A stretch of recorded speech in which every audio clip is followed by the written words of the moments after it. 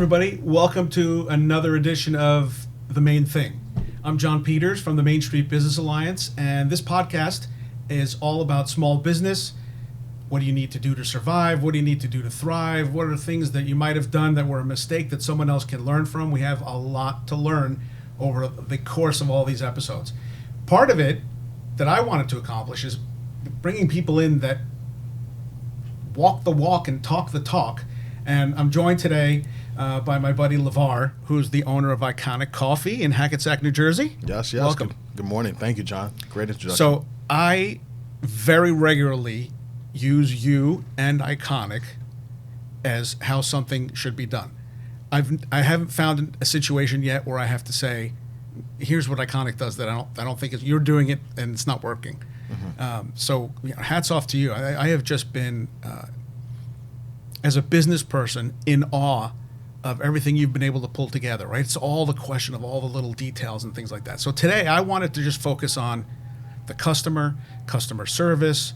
What happens if you mess up a little bit? How do you come back from that? We have a bunch of things I want to talk about. But to start with, where do you start? Like, how do you know?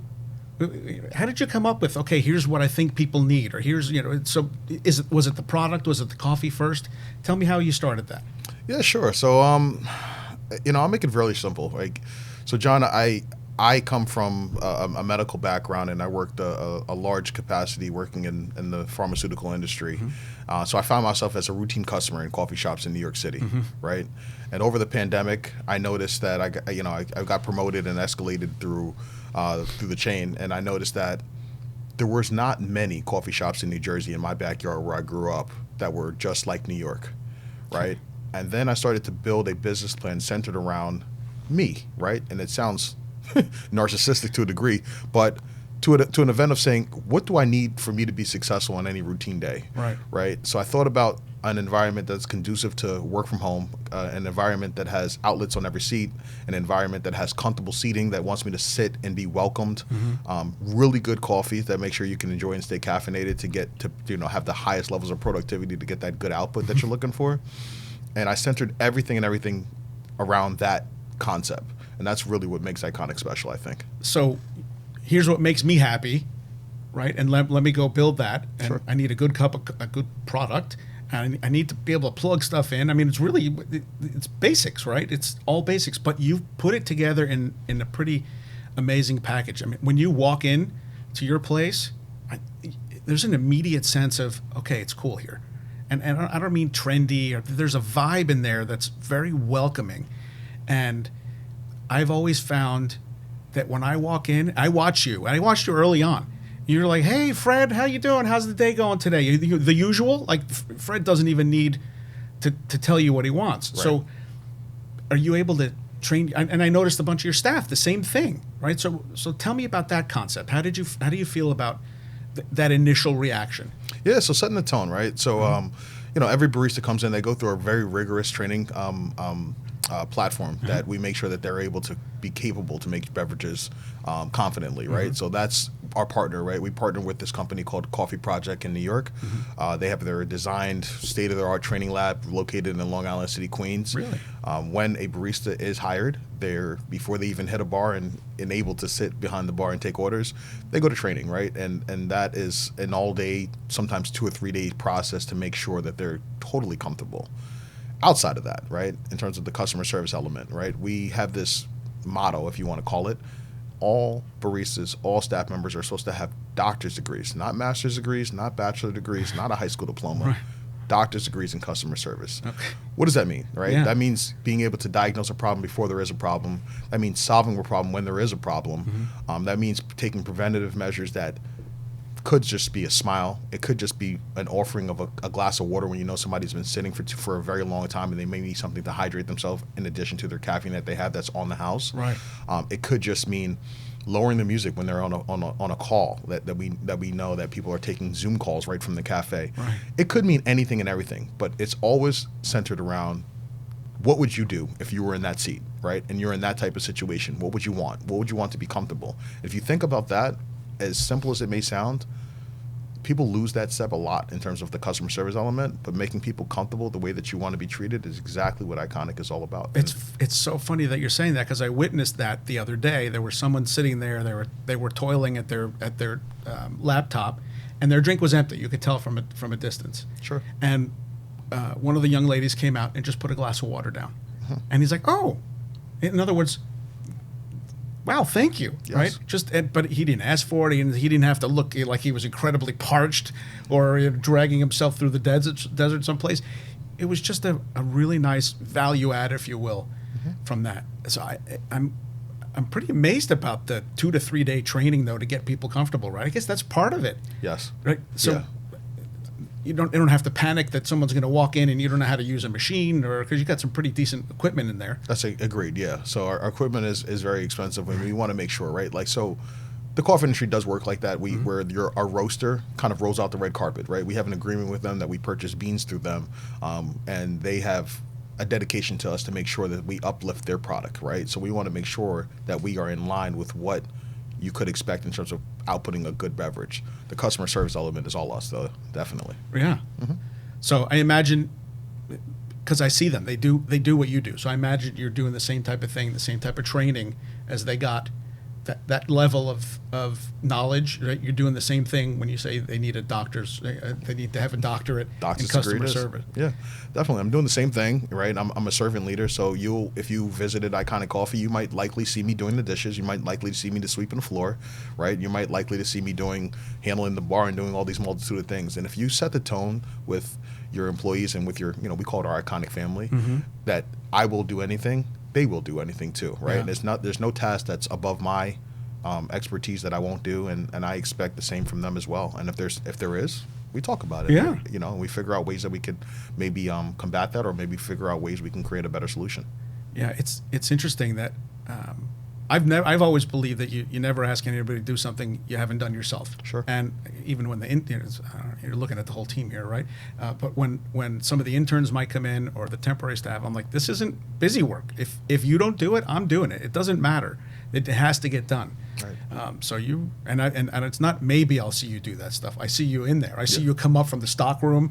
I've seen you walk into that little booth that you have, which we'll get to in a second. Absolutely. And come out all fresh and ready for the next part of the job. And, Absolutely. And I see the people. I see your staff looking at you doing that. You've just knocked it out of the park with that. And for me, yes, I walked in on a cold day. There was the fireplace that was on the TV. It was very welcome. There's some nice music. It was perfect level. You see everybody working. The tables had to be mostly full. So it's really, I just kudos to you. That's just, there's something I wish I could say, LeVar, I need you to package this. Yeah. And just because it's the whole thing. First thing I do when I walk into some place where there's something to eat or drink, I go to the bathroom. I like to see the bathroom. If the bathroom is a mess and disgusting, I'm not eating there. Right. I'm just not. And I know a lot of people do that. So I walked into your place. That bathroom's spotless. Absolutely. And very accessible and all the rest of that. So you put a lot into just the way the place looks. You did quite a bit of demo, I guess, and build out and everything in there. How did you think about that? Like, where did that come from? Yeah. So a lot, right? So a lot is just based off my own personal experience. I've visited cafes in New York, right, and I've seen that they've made a little bit of space look magnificent, right, and it goes into the entire decor of the place, right, and I just idolize a New York City vibe into New Jersey, where actually I do have a little bit more real estate because, the space is an historically older building in Hackensack, so we have the high ceilings, we have the exposed brick, and it was just dressing it up to appropriate for that, right? So I visited cafes that had the floating tables, of which we have in Iconic, that save space as well as makes it very, very nice that you want to come and comfortably have a really good meeting. And it's almost like sectioned off, like almost like little, areas for people to work where they don't feel as though they're on top of the next guest, even though the build out is only just about 1,200 square feet. Yeah, but you're not, when you're sitting at one of those tables, you're not looking at somebody. You're not thinking that I have to whisper a little bit because that person might. It's the way that they're back to back like that. Right. Is very very conducive not only to the space but to what you want it for. And the fact that you made it legless. Yeah. You can get in and out of those things pretty easily without jamming your knee or anything like that. So, without a doubt, I mean, I can't take all the credit though. Like, I definitely had a really good architect. I sat down with my architect doing tons and tons of work behind the scenes before even the first nail was even put inside Iconic. I told him what the vision was, and we took some pictures. We took a lot of times going through all different types of things: Pinterest, Google, taking live visits to other cafes, thinking about what works well, what doesn't work well, and we created this image for Iconic that was unique. But it was also kind of this, I don't want to say stolen, but it was emulated and innovated to create the vibe and the decor that you look and feel of what it is today. Yeah. So everybody I speak to has rave reviews for you. Google reviews are great. Has there been a mess up that you had to fix? Has there been that happens, right? There's nothing. There's no shame in that, right? So there's missteps sometimes. So can you tell us about a misstep and how you recovered? Yeah, sure. So sure. For first, I'll say this, right? So what I didn't know about Iconic is how busy it would get so quickly. I had no idea, right? Okay. We just hit a year mark, right, in terms of being an established business, and I look back at a year and it went so fast, and it feels like 6 months. So with that being said, when you move fast, you're likely to make some mistakes, right? And some of the mistakes could be, right, small staff. It takes routinely about 2 people to be behind bar to make sure things are handled appropriately. So when we get these massive rushes that are unforecasted, right? Sure. It's different than any other restaurant, right? You go to a restaurant, you make a reservation, you sit down, you eat. They know when you're coming, right? They know how to appropriate for that. They know how many steaks they need. They know how many, whatever they need, chicken, whatever you call it. At Iconic, we have no idea. And what time is coffee time? This has changed drastically around the pandemic, I must say. Really? Yeah. Tell me about that trend. Yeah. So like routinely, people would come in for coffee, right? And they would go for coffee, 7, 8 o'clock in the morning, get ready for their day, and then you wouldn't see them unless they came for an afternoon pick me up. So you kind of had these forecasted times of knowing when somebody would come. However, during the pandemic, what time do you start work is a very, very subjective question nowadays, right? People are working from home. People have these hybrid work environments where they work these alternative shifts. We're in a unique environment where we have a hospital in town where routine nurses go to work from 7 to 7. So sometimes we have this nurse, influx that come in. Yeah, I've seen that. Yeah, we have students that are in town because we have FDU and we have different types of colleges that are around. Times are just subjective to anybody, right? So there's no way to really predict, hey, when do I need to have 2 or 3 or 4 people behind the bar to make sure that we are ready and willing to serve every beverage properly at a very, very easy time period. So I dressed that up to answer your first question. Yeah. Where have we made mistakes? When we were understaffed and we have this rush that's like, listen, I've had people on the tail end of the aisle say, hey, I can't wait 12, 15 minutes for a latte. I got to go. Right. And that discouraged me, and it makes me feel like, hey, did I make a mistake there? My real mistake was not being there, right? Or not having another staff member come in to help with some of that flow. And it's unpredictable, and it causes me an employee expense that you're not ready for. Right. But you always have to be ready, especially establishing a business for the first time, because first impressions, you only get one time. So those are some of the mistakes that we've made. Other mistakes that we made is that we have all these different online ordering platforms. Right. So sometimes I roll out these online ordering platforms that I haven't really done my research on. Sure. And there's maybe 3 or 4 different things that are going off at once, and it's also takes a creative mindset behind that barista who's in charge to understand what is priority, right? Is it the customer in front of me? Is it the Uber Eats driver that's picking up this order? Is it a first-time delivery on DoorDash for somebody that just, you can see first-time order, and you want to get that out.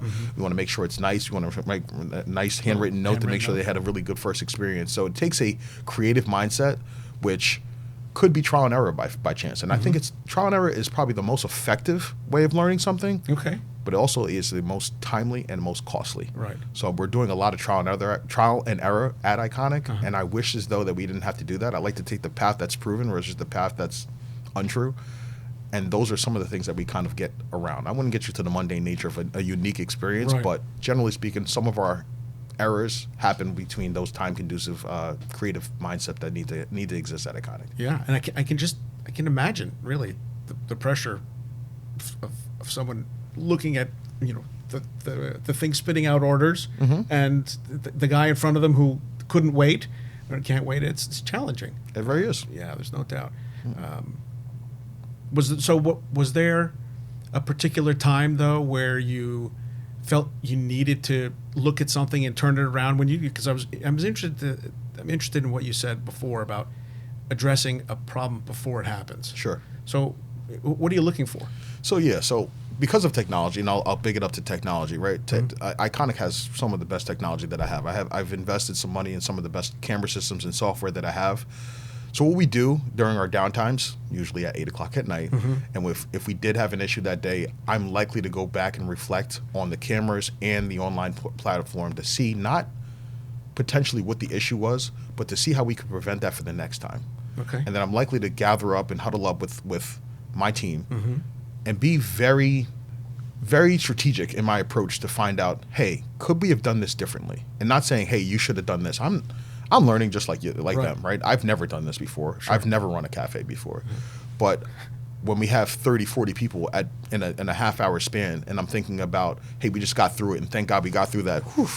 But the most important time is to go back and reflect about, hey, if this does happen again, what would you have done differently, right? And I'll give you a little bit more of a microcosm, right? So we had, I think it was literally, so we had Memorial Day this year. I decided to open Memorial Day last year just to see what was going on. Right. It was dramatically busy. 100% dramatically busy.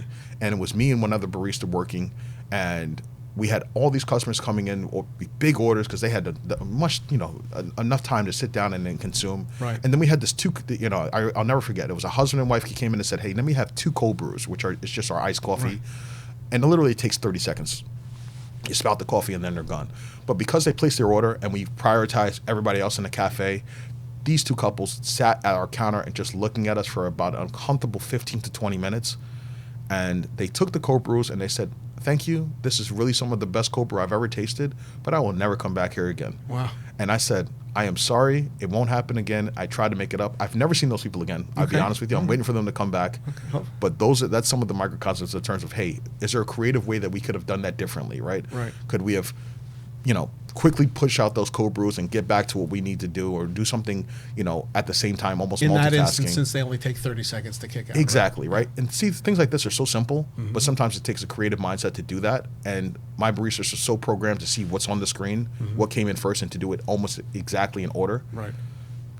For obvious reasons. But at the same time, there are rare instances where it takes a creative mindset to we call it pull from the back, get that order out, and that way we can get back to what we need to be doing. It's just, again, process. Really, it's interesting to watch, because I come in and try and have as many meetings as I can there. First of all, because I know that if the people get there ahead of me for any particular reason, they're going to have a good experience. I know they're going to get a good product. I know there's a great place to sit. I know this is near where they were. I mean, it all works really well. But one of the other things that I've looked at what you've done, and I'm like, that was really done. So the iconic name, and then we'll get to the branding in a second. Sure. But so iconic, what does that mean? Yeah. What does it mean? What do people think it means? What does it mean for you? It's a great question, right? And so I let our customers really try to divulge, and I really don't disclose it unless they want to know, right? So they think of iconic, and I have had customers thinking, first time coming, and they say, iconic coffee, this must taste really good, right? And I was like, it does. And they're thinking, what makes it so iconic about it, right? And I'll make their coffee and they'll taste it, and it's like, it tastes really good, but still I don't get the iconicness. Right. Iconic is a big word, and we have a reputation to upheld if we choose a big name like that, right?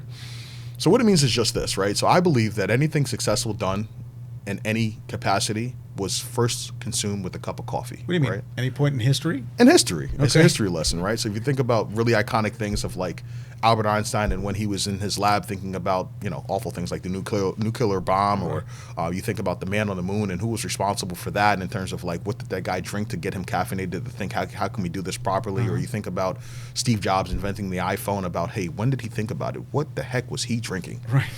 Those are iconic moments, right? And that's why the name Iconic Coffee is living up to that. So I'm hoping that we create this big network of community with your help and with everybody in terms of our regulars that have the opportunity to make it to iconic as often as possible.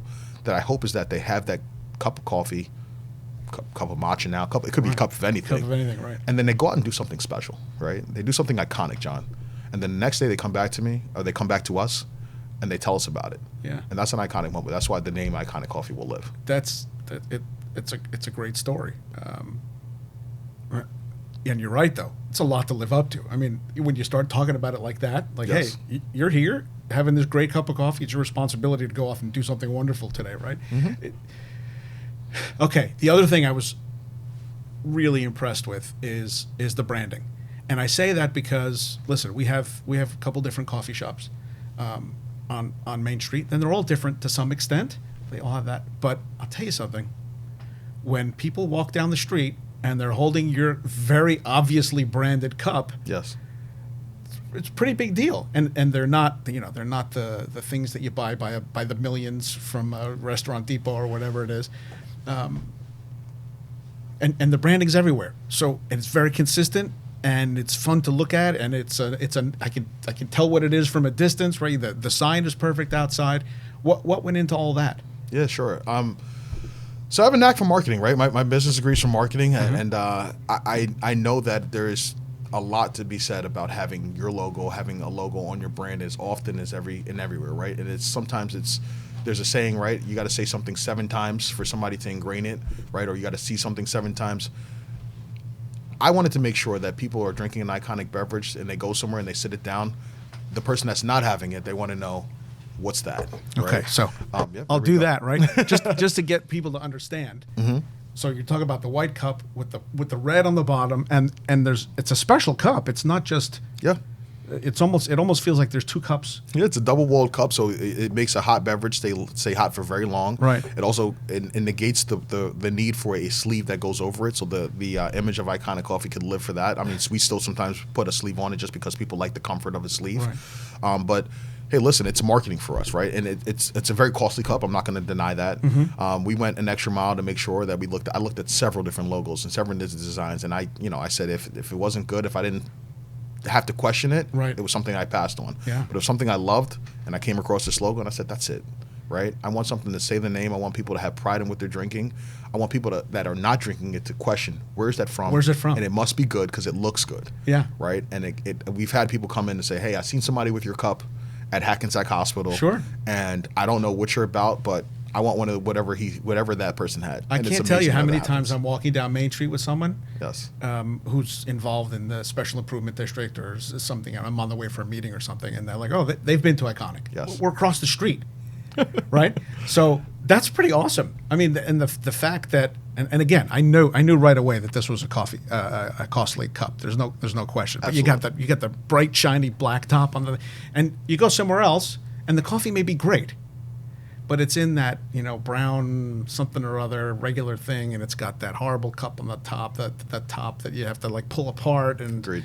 And it just right there. I mean, just that alone is such a tremendous difference. Thank you. I really appreciate the compliment. We really take pride in everything. We have uniforms also for our staff that also have our logo on it. We have our cups. We're trying to do everything iconic, right? We don't have it on an act. We don't have it everywhere, but the main that's what I'm place saying. is It's tasteful, Yeah. right? It's tastefully We're done not- because you can believe me, we all know that. You can over logo the hell out of something. This is true. Right? It's Yes. too much. So I've told everybody before that's listening, but so I'm writing this marketing book, almost done, and I can't tell you how many times I'll say, Iconic does a really good job. I need an example, so I might as well use you because it's real, and I've seen it firsthand. But I look at that and say, okay, this is successful. How do you evaluate success? And how often do you do it? And by what standard? When someone says, hey, how you doing? Right. What's the first thing you think of? So for me, it's 100% not monetary, right? It's really just building experiences, right? And I think the biggest quantifier for me is looking at our loyalty customers. We have a rewards program that's in place where customers sign up with their just as simple as putting in their phone number. And when I look at the report on a monthly basis about how often that customer chooses to return to Iconic, it is so welcoming. It's gratifying. It's satisfaction. It's building something that is going to last for a long time. Right. And that is probably my biggest barometer for success. I literally look at the loyalty report and find out customers that have signed up for it. They routinely come back 2, 3, 4, 5 times, sometimes a week, sometimes a month, right? And I'm looking for those people to tell me what we're doing right to make sure we can maximize on it for the next potential new customer that walks in the door. Yeah, no, it's I'm a member, right? And yes, and I think all you asked me for was my phone number. That was it. That's it. So I don't need a receipt anymore, right? I don't have to for my expense report. It's right there. It comes on my email. It says, hey, and plus it says you've earned another point over at Iconic. It's really, really well done. And for me, as a tech/marketing guy, the simplicity of it, right? It's really hard to build something that's easy. Agreed. It's really hard to build a company that looks so easy. It's really hard to build customer service procedures that work so easily. So I could tell a lot went into the whole concept. We've been sitting here, we've been talking for a while. Is there something that I should have asked you that I didn't? Oh man, wow, it's a tough one. So the Main Street Alliance. Yes. Is that helping you? Is it? How do you feel about places that have special improvement districts? At the end of the day, what are the kinds of services that you look to a special improvement district for? And how's your experience been so far? Yeah, it's a great question. So Main Street Business Alliance has been a tremendous partner for Iconic Coffee, right? To get our name out there, to make sure that we connect with other businesses as well. All those things kind of fall under that umbrella. It's a tremendous hard job to do, right? Right. You and me and everybody else that's a business owner on Main Street is trying to go for a really big goal, which is redefining what downtown Hackensack should and will be, right? Eventually, right? And it is not easy, right? And I'm glad that you emulate my business and Iconic Coffee and a couple of others that look for what is good looking like. So I do see the potential, right? We see this influx of new customers, new demographic of customers that are just, in that working class, blue collar, white collar, whatever it could be. They're working class people that really work hard for their dollar, right? And I think that we're eventually will get there, right? And I think that it's a job that's kind of never ever done. Right. So do you feel your job is never ever done? No, it's not. Right. Really not, right? It's kind of what motivates me to do that, right? I think that after a year looking back at it, I still feel there's some opportunities for even a bigger network of customers. I'm not going to stop until it's undone, right? There could be a line out the door of people that want to patronize Iconic, and I'm loving that. But more so than that, I want people to network, right? People should know what other people do, try to uplift their careers, try to uplift their life, personal lives, kids, just. It's a coffee shop. We want to embrace a community. So I think that's where it starts. It starts and it should go for forever. That should be the finished goal. I love the concept. We have a big partnership with Fairleigh Dickinson University. I remember, so we're working on something to get all the students. I mean, they've got a Starbucks downstairs, right? Right. So that's the young person's mindset. So we brought them to Main Street to walk up and down Main Street. I'm really like, listen, this is what it is. What's missing? All that kind of stuff. They walked into Iconic and they all looked at each other like, well, we could hang here. This is actually pretty cool. Yeah. And right, it's something as students that they're sort of walled off over there. So we're working with the university to get more and more of them here. And I think that's what it takes, right? It's that they can come, they can have a great experience, they can get great service. Coffee's really decent.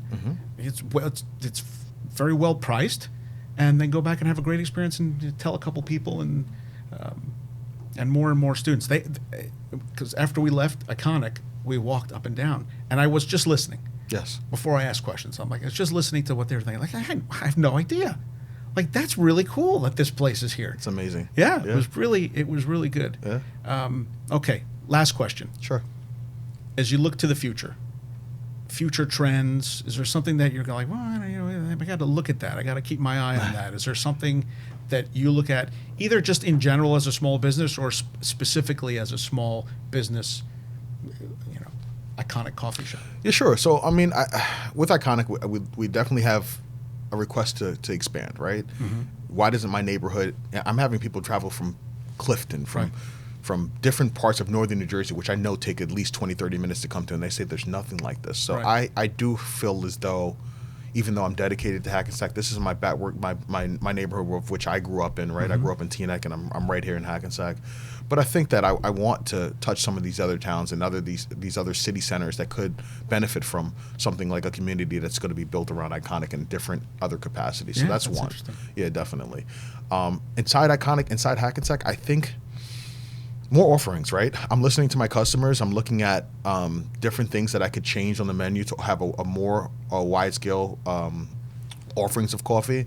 Some of our customers that are regulars say, "I've tried everything already," right? And I'm like, "Wow, we gotten to that point, right?" So different flavors, different variations of different things, different roasts, things like that to make sure we make sure it's different for every single customer. And you know, John, you come in all the time, and you order the same order every single time. But if you wanted something different, I want to be able to deliver. Yes, right? You've tried the tea, which was awesome. Yes.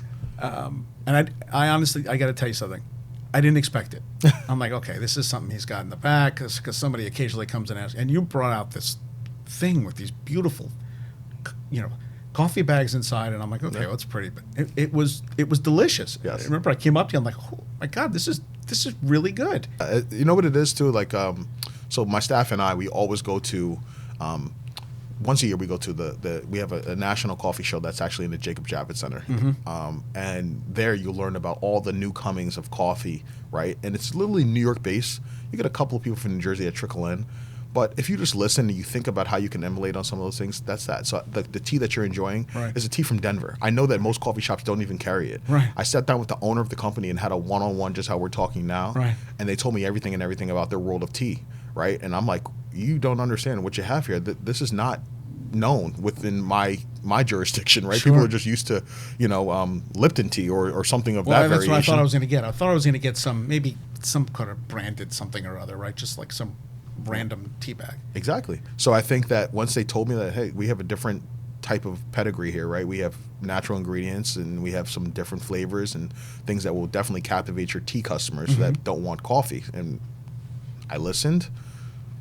I couldn't think of one con of why not to. The price was right. I said, all right, let me try it. And literally our tea market has gone from something that's very small to something that is definitely something that's on a medium to large scale now. And I'm looking to grow that brand as well. Well, I remember that when I asked the head of the health department for a meeting. Yes. And I said, come on over, I'll meet you at Iconic Coffee. She's like, I don't drink coffee. I'm like, it doesn't matter. Do you drink tea? She's like, yeah, I drink tea. I'm like, you got to come. So she really enjoyed it.